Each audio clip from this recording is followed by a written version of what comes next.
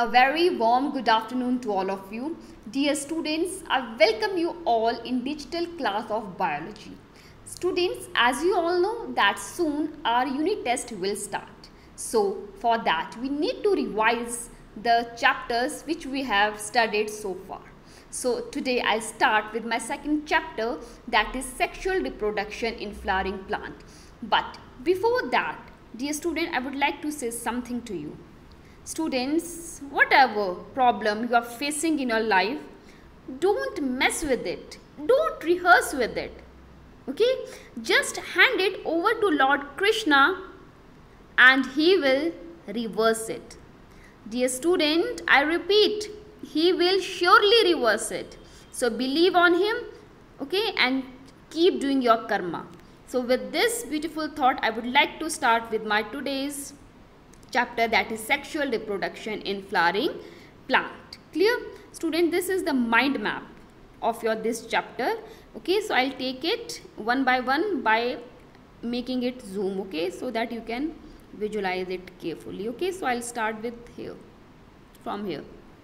So student, this is the name of the chapter, that is sexual reproduction in flowering plant. First of all, what we had studied in this? We had studied about the flower structure.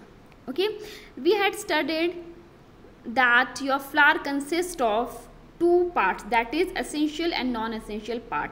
Essential part consists of your female part, that is pistil, and male part consists of your stamen. Clear?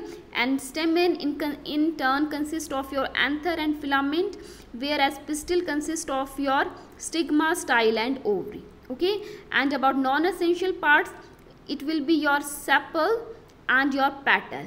Okay, a group of petal is known as corolla, whereas group of sepal is known as calyx. Okay, a group of stamen is known as androecium, whereas group of pistil is known as gynoecium. Clear? I hope so that you know everything about flower structure. Clear? Then after that, in this chapter we had studied about pre-fertilization event. Okay, as you can see here, pre-fertilization event, okay, means those events which will occur before fertilization. Okay, so what are the event? Student, these are the event, okay, that is the formation of male gametophyte and formation of female gametophyte. Okay, student, what is this? It is the TS of your anther. Clear? Remember that this is stamen, okay, and this is anther and this is your filament. Okay, so we had cut this in transverse section and now I can see this in this way. Clear? Inside it there is formation of your pollen grain, and pollen grain are known as male gametophyte. Clear? And inside it there are male gamete which will fuse with the female gamete. Clear? After that, student, there we had studied about the development of female gametophyte. There we had studied about pistil, okay, and then this is the enlarged view, okay, of stigma, okay, and these are fused carpels, okay, and then student, what is this? This is your ovule, anatropous ovule. Clear? And inside it you can see embryo sac. Just I'll mark it. This is your embryo sac. Okay, this embryo sac is known as female gametophyte, and inside it there is egg, or I can say ovule. Understood? Student, after that we had studied about pollination. Okay, after that we had studied about pollination. In that we have studied that pollination, okay, it is of three types, that is autogamy, geitonogamy and xenogamy. Okay, after that we have studied that your xenogamy, okay, it is a type of your cross pollination which involve agencies. Those agencies can be your abiotic or it can be your biotic. Okay, in case of your abiotic, it is wind. Okay, pollination by wind is known as anemophily. Pollination by water is known as hydrophily. Okay, pollination by animal is known as zoophily. Clear? After that they have given some example. Okay, that is okay, winter pollinated grasses, okay, and water pollinated Vallisneria and Hydrelia, and insect pollinated plant is your yucca. Clear?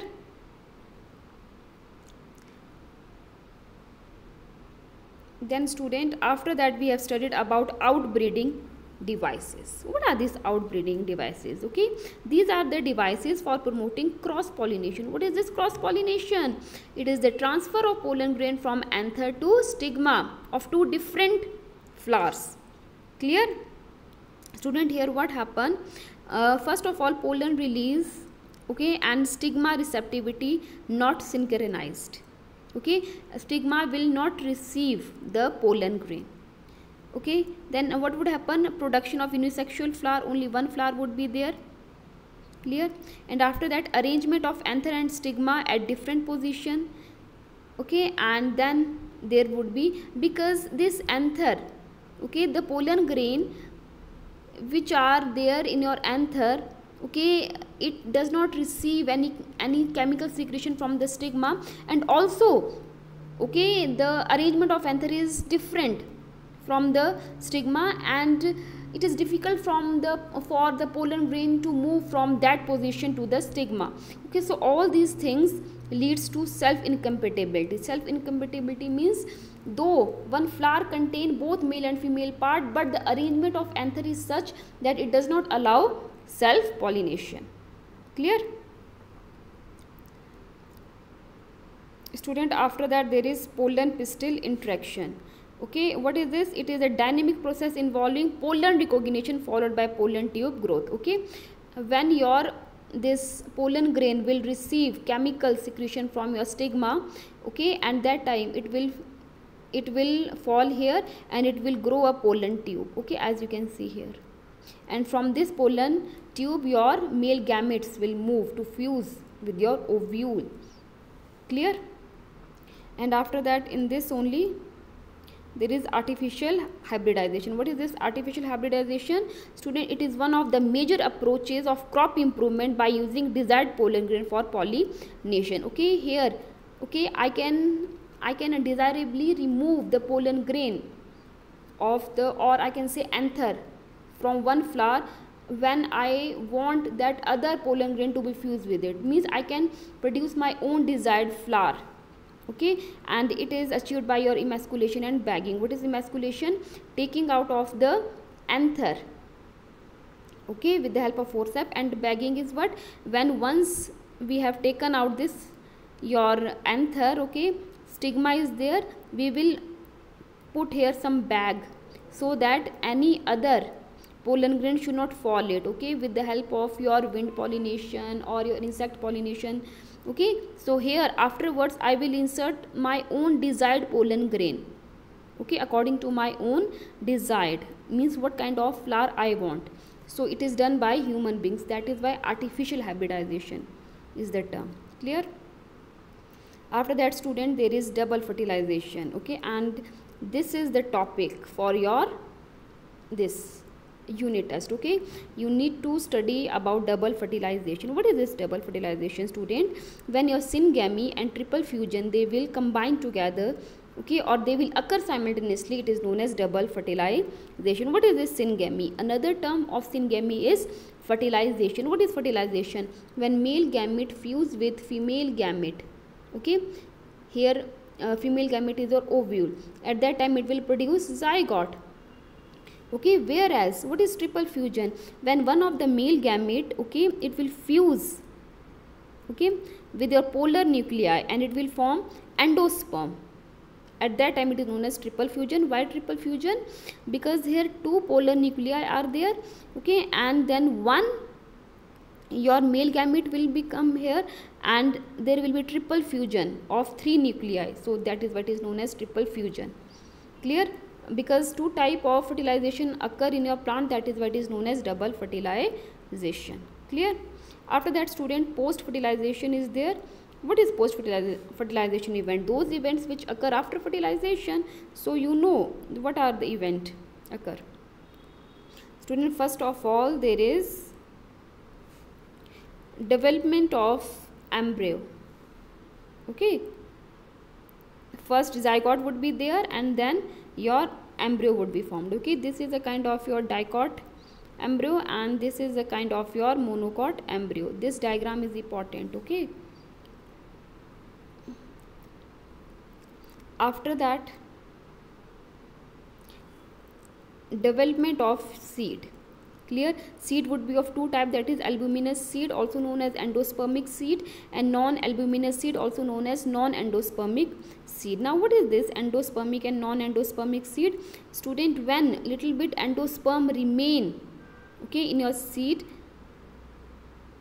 it is known as endospermic, and when it is used fully by the seed, okay, to become fruit, then it is known as non-endospermic seed.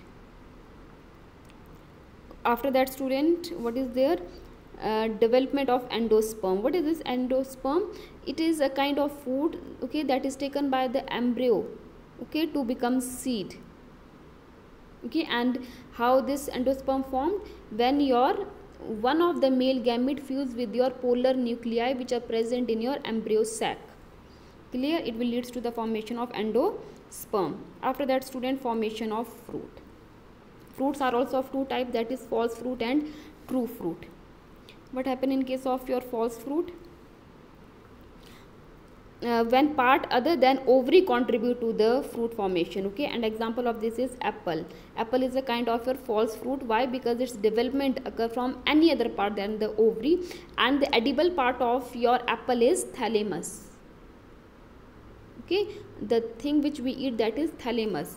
Next is, student, the fruit when it develops from the ovary, it is known as true fruit, and example of this is mango. Clear? And student, last topic of the chapter is special modes. Okay, how it occur? It occur by three ways, that is apomixis, polyembryony and parthenocarpy. What is this apomixis? Here there is production of seed without fertilization. Okay, then second, polyembryony, as the name suggests, polyembryony, occurrence of more than one embryo in a seed. And third is a parthenocarpy, development of fruit without fertilization. Apomixis is, student, production of seed, whereas parthenocarpy is development of fruit. Clear, student? And last is significance of seed dispersal and fruit formation. Okay, student, what happen is seed dispersal help the species to colonize in other areas, and many fruit have mechanism for dispersal of seed. Okay, so here I have given you the mind map of your sexual reproduction in flowering plant. Clear? I hope so that you have understood. Okay, now I will take your important topic, okay, that is fertilization, or I can say double fertilization. Okay, but here first we need to know something about fertilization. Okay, in case of your plant, okay, fertilization we use different term, that is syngamy. Okay, so what is this fertilization? We all know that it is a fusion of male and female gamete to produce zygote. Okay, this is your male gamete, this is your female gamete. When they will fuse, they will form zygote. Okay, and zygote is your diploid. Why? Because it has double set of chromosome. Clear? And the pollen grain produce the male gamete, I have told you, and this pollen grain is your male gametophyte, whereas embryo sac is your female gametophyte. It produces egg. Okay, student, male gametophyte, it is a kind of home where your male gamete survives, okay, or lives. And embryo sac is also your female gametophyte where your egg lives. Okay, so embryo sac is a home of your female gamete. Student, fertilization. Okay, for fertilization we need that the pollen tube, okay, should enter your ovule in order to fuse with the ovule. Okay, so entry of pollen tube, it is of three types, that is porogamy, mesogamy and chalosogamy. It is very important question for your MCQ type. Now we need to know that what is porogamy.